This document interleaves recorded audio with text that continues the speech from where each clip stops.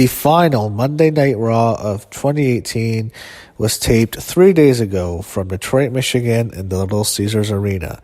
Now, this was the second consecutive Raw WWE decided to tape, and the reason was because 2 straight Mondays landed on holidays. Last week was Christmas Eve, this week is New Year's Eve, so WWE decided to make the conscious effort to tape both shows in advance because they realized those are 2 of the toughest nights to generate any kind of ratings, and you can also allow the talents to spend both Christmas and New Year's with their families and their friends. So bravo to WWE on doing something good, which is, very hard to find anything that they do good anymore. They wished everyone a Happy New Year. They flashed it on the screen. That was cool. The show started off inside a steel cage with Drew McIntyre against Dolph Ziggler.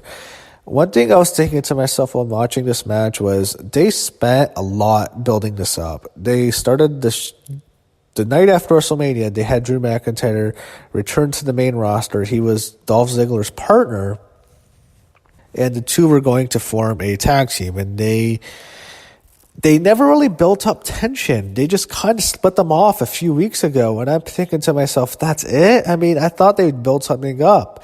I was thinking they would have a bigger payoff, and this was definitely going to be the payoff. This was the end of the feud, in my opinion. You have a steel cage match, that's a great way to end the feud, but it was just on Raw. Like, opening up a taped edition of Raw, that's how this feud plays off. I really thought they were going to invest into this feud and have a big payoff, but that was it. They had a decent match. Fans were really into Ziggler, which surprised me. I don't know how the fans can still chant for Ziggler after he's been buried for like 4 or 5 years straight. I mean, he's just been completely buried. I don't know how these fans can still get behind him, but good on Dolph for having the fans still cheer him, at least some of the fans. McIntyre wins. We all knew he'd win. He wins with, he hits his finisher twice in a row, and then he beats down Ziggler with the chair, and he announces his desire to win the Royal Rumble. Drew McIntyre will participate in the Royal Rumble, and he will be one of the favorites, whether you like it or not. WWE is going to push McIntyre heavily, and he is one of the favorites to win. They show Triple H and Shane McMahon arriving to the arena by car, so I don't know. I don't know if they're ever going to do that rivalry. That's such an easy story to tell. Everyone knows it. Shane McMahon was going to be the successor to Vince. He was going to get to be the head of the company, take over from his father like Vince did to his father, but then Triple H married his sister, and now Triple H is going to be the guy in power. So it's such an easy story to tell, but I don't think WWE will ever go there. But they did show him arriving to the arena. Seth Rollins came out, and he got a good pop, which surprises me. I don't know. I think the guy's just boring as hell, but he got a good pop. He called out Ambrose once rematch. Triple H comes out and says that they're not going to do automatic rematches anymore. Triple H announces that Rollins has to face Bobby Lashley, and then he had Shane McMahon come out, and he announces that they're going to do a fresh start battle royal, and the winner will face Ambrose. So they are going to go into that direction. They also announced, I think it's going to be tonight, so I guess we're not going to see Rollins and Ambrose, which is great. I hope we never have to see Rollins and Ambrose after the match they had at the last pay-per-view. That's fine with me. Please no more. So the Battle Royal, you had Zack Ryder, you had Kurt Hawkins, you had the Lucha Host Party, you had Titus, you had Tyler Breeze, B-Team, Ascension, Apollo Crews, Mojo Rawley, No Way Jose, Finn Balor, and Baron Corbin.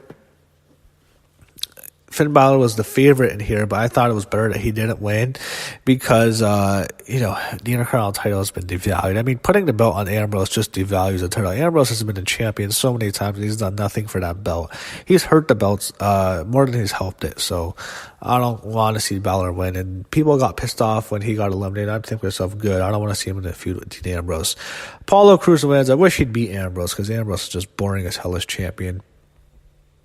So it's Ambrose and Apollo later tonight. They show Natalya announcing she's entering the Women's Rumble, and then she's attacked by Nia Jax and Tamina, and she's in a tag match against them later in the show. They had Baron Corbin complaining about the Battle Royal, saying it's not fair. He's just being shitty. Baron Corbin sucks. He's the worst wrestler of the year. He won that award by me. He's just had a horrible year. I don't know how much you can blame. It's like the guy's terrible, but the company keeps putting him out there. How many times are we going to blame him? Or maybe you should just blame the company more than we blame him. Elias comes out, and I'm thinking to myself, I don't want to see a feud with Elias and Baron Corbin. I like Elias, but I don't want to see him feud with Baron Corbin. The fans chanted, you're a loser at Corbin, which he is. They fought in the crowd. Detroit liked that. I think whenever you had wrestlers fighting in the crowd, the fans would go nuts. Elias stood tall, and he looked dominant. Against Corbin, I don't know if that we're going to have to see a match between the two of them, because that would be fucking dreadful. I like Elias, but he's not good in the ring. Him and Corbin would just be a shitty feud. Please no. If there's one thing in 2018 that needs to stay, it's Baron Corbin. Baron Corbin, when the ball drops at midnight, he can disappear and not come into 2019 and ruin it like he did 2018. If there's another thing that needs to stay in 2018, it's this rivalry between Bayley and Sasha Banks against the Riot Squad. This rivalry fucking sucks. Ever since the night after WrestleMania, when the Riot Squad came on to Raw and they started to attack, or not the night after, it'd probably be 2 nights after, when the Superstar Shake-Ups. They started to attack Bayley and Sasha. I think from mid-April to the end of the year, I'm going to guess that Sasha Banks and Bayley have had 20 to 23 different iterations of a match with the Riot Squad on Raw. Whether it be a singles match, a tag match, or a 6-woman tag. This is just an ongoing feud. It's like a running gag. I'm really going to have to watch this damn feud again. I am so fucking sick of seeing it. You can tell they don't write for these women.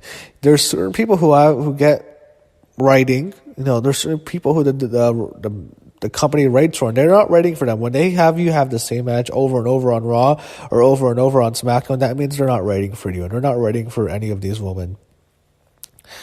The Riot Squad are the heels here. They attacked them last week, so they lose this week. The crowd was not into this. Bayley pinned Sarah Logan, and her and Sasha, I guess, might get pushed for a tag title run, but they've done a lot of damage with this damn rivalry. It's just been a horrible rivalry. The crowd was not into it, so that's not a good sign. You had Seth Rollins against Bobby Lashley. They tried to make Rollins look like a badass. Bobby Lashley's a bum. He needs to leave. It wouldn't surprise me at all to see him depart from the company next year. I don't know. He's already older. It's just like this has been a complete and utter failure. It ended with a DQ. Lio Rush was getting involved, and Rollins beats the shit out of Lio Rush and Bobby Lashley with a steel chair. Just not interesting at all. They literally have the audacity to put Jinder Mahal on Raw in a match against Heath Slater and Rhino. It was Jinder Mahal and the Singh brothers. They beat Heath Slater and Rhino. Rhino, of course, has to lose in his hometown. They have to do that to poor guy Rhino. I don't know if wasn't he trying to be a mayor or something in Michigan. He didn't have as much success as Kane, but isn't he trying to do that? I'm not sure. I don't even remember much what Rhino his plans were, but they had to have him lose. It's his hometown. He loses. They have to have Jinder Mahal get a win. Why? Well, because fuck you. That's why. Fuck you, Detroit. Your hometown guy has to lose to Jinder Mahal. There's nothing worse than that. Up next was the Intercontinental Championship. He had Dean Ambrose against Apollo Cruz. Ambrose wins. The fans are not into this. Dean Ambrose is a flop. He's a bum. This is not working with Dean Ambrose. He was one of the top heels in the company like a couple months ago. He had a lot of momentum. This whole stuff with Roman's leukemia and him turning on Rollins, it got him a lot of heat. Now he's just been he's just an afterthought. The guy is just a bum. It's a failure. I don't want to see him as Intercontinental Champion. He devalues the belt. Just like, I kind of wish this guy would leave for a while. He was gone for a while after injury. Just like, I kind of wish he just won't be in the company anymore. It's just been such a failure with him. They've done a horrible job. They're chanting CM Punk during his match. It's never a good sign, so... Yeah, Dean Ambrose had a horrible return, and he's had one of the worst years of his career, and it's only been half a year, but it's just been horrible for him. No momentum anymore. They announce on next week's edition of Monday Night Raw, you're going to have the debut of the new talk show called Moments of Bliss. This is Alexa Bliss's new show, and her special guest will be Rowdy Ronda Rousey. So with Alexa having her own show, I'm thinking to myself, this is not a good sign. I don't know if we're going to see this girl back. Is she going to be done in the ring? You know, she's had several concussions. Mark Henry even went into detail on this show about the severity of her concussions. The fact that she was suffering from vertigo, that's scary. And I think that, and you know, she's really small. She's 5 feet. She's barely 100 pounds. She's going to have another concussion. I don't know if she's done in the ring.